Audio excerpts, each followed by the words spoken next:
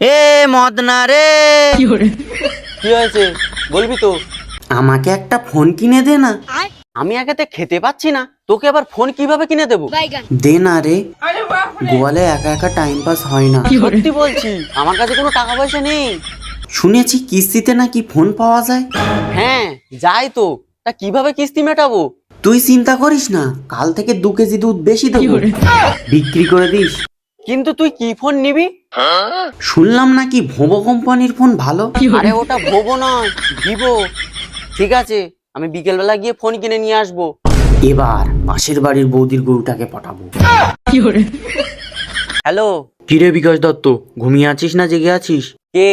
My name is Kalu. তোর গাঁড়ে ভরে দেবো আলু। আলু ভরবি? আমি তো ভেবেছি তোর গাঁড়ে মরিচ, কাঁচা লঙ্কা, খৈনি ভরে দেবো। What the hell you bloody bastard! আরে এই শালা, ইন্ডিয়া সিমেন্টের তৈরি টিউব টায়ার, শালার পুঁতে এমন ভাবে ব্লেড মারবো না কোনো ডাক্তারও সেলাই করতে পারবে না। খেতে পারবি কিন্তু হাঁটতে পারবি না, গ্যাস হয়ে মরে যাবি। তার চেয়ে আমি যেটা বলছি ভালো করে শোন। বল, কি বাল বলছিস? তুই একটা কুকুরের বাচ্চা মানে? পুষেছিলিস। স্যার, রেশন কার্ড করতে আইছি। নাম কি? ছাগল মিয়া। পেশা? সারাদিন যা পাই তাই খাই। আর আপনার? গরু দেবী। পেশা? দুধ উৎপাদন। এ ভাই, একটু স্টাইল করে বল, ডেইরি ইন্ডাস্ট্রি। ঠিক আছে, তাহলে পরিবারের সদস্য কতজন? সেটা একটু কঠিন স্যার। কেন? ঈদের আগে ছিল 25 জন, এখন গুনে দেখি আমি একাই। কিরে মালিক, মন মেজাজ খারাপ কেন তোর? আর কি বলবো রে ভোলা, না পেলাম যুব সাথী আর না পেলাম জীবন সঙ্গী। এত ভালো পড়াশুনো করে একটা চাকরি পেলাম না রে। কেন? দিদি তো তোদেরই। বড় একটা গামলা নিয়ে চলে যা দিদির কাছে, আর সার্টিফিকেট জমা রেখে ঘুগনি বেচে খা। বুঝলি ভোলা, এটা হচ্ছে পশ্চিম বাংলা।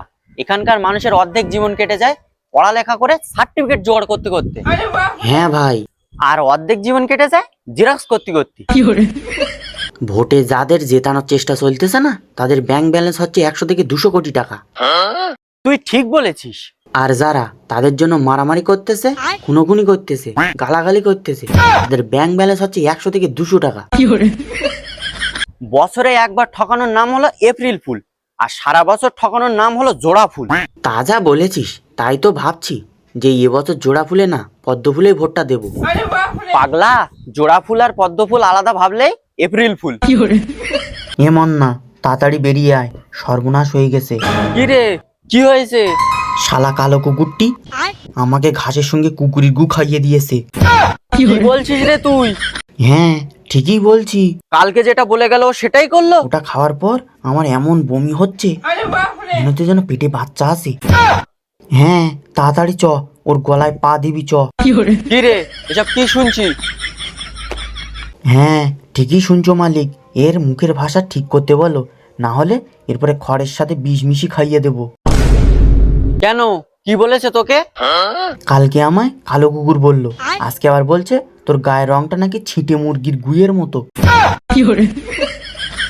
এ ভোলা, সারাদিন এত চুপচাপ কেন তুই? কথা কম বলছি, খড়ের দাম বেড়েছে তো। খড়ের দাম বাড়ছে বলে তোর কি মন খারাপ, না অন্য ব্যাপার?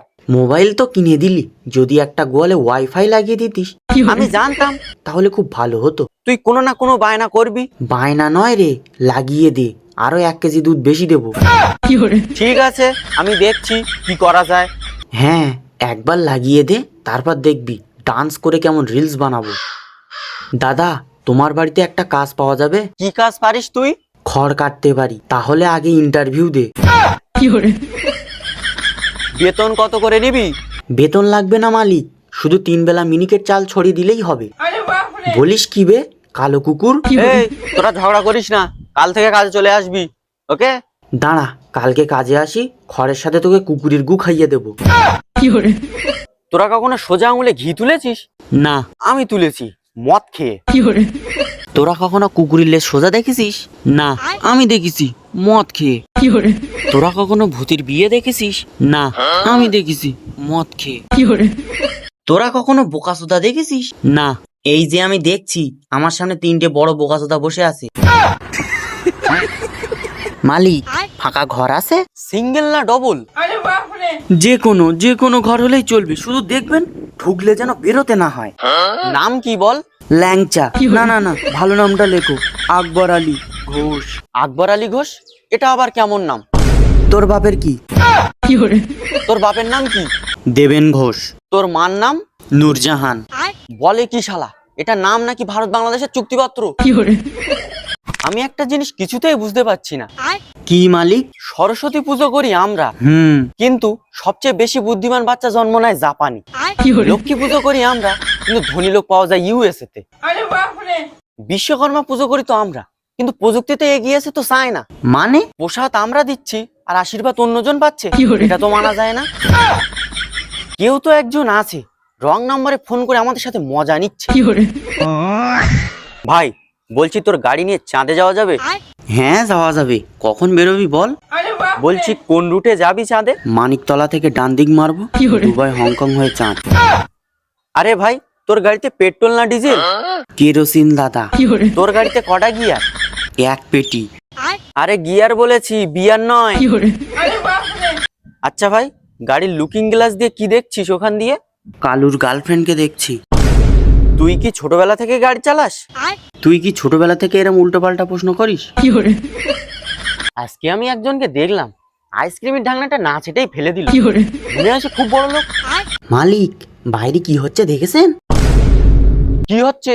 গীতা এলএলবি স্টার জলসায় আসতে চলেছে। জনপ্রিয় ধারাবাহিক মমতা এলএলবি।